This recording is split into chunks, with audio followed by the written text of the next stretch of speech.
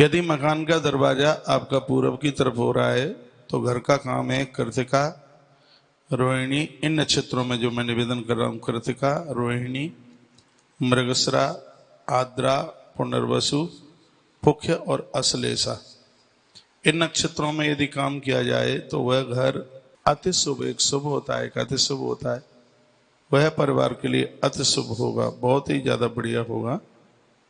यदि इन नक्षत्रों में घर का निर्माण आरंभ कर दें, शुरू कर दें, भूमि पूजन कर दें, तो कृतिका, रोहिणी, मृगशिरा, आद्रा, पुनर्वसु, पुख्य और अश्लेषा इस नक्षत्र में कर दें। यदि पश्चिम में घर का प्रमुख दरवाजा होता है तो श्रवण, अभिजित, उत्तराषाढ़, पूर्वाषाढ़, मूल, ज्येष्ठा और अनुराधा इन नक्षत्रों में कर दें। जो प्रमुख गेट यदि पश्चिम में होता है तो इन नक्षत्रों में किया गया काम बहुत ज्यादा शुभ होगा। अब यदि उत्तर में यदि किसी मकान का दरवाजा आप निकालते हैं तो उसके लिए कुछ अलग नक्षत्र हैं, वो हैं भरणी, अश्वनी, रेवती, उत्तरा भाद्रपद, पूर्वा भाद्रपद, शतभिखा।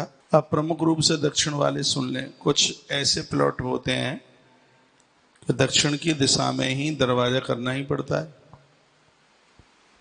यदि ऐसी कोई पोजीशन है तो इन नक्षत्रों में यदि आप घर का भूमि पूजन करते हैं तो किसी भी प्रकार का कोई दोष नहीं रहेगा। ये लिख लीजिएगा, मघा, पूर्वा फाल्गुनी, उत्तरा फाल्गुनी, हस्त, चित्रा, स्वाति, गेट दक्षिण की तरफ करना है।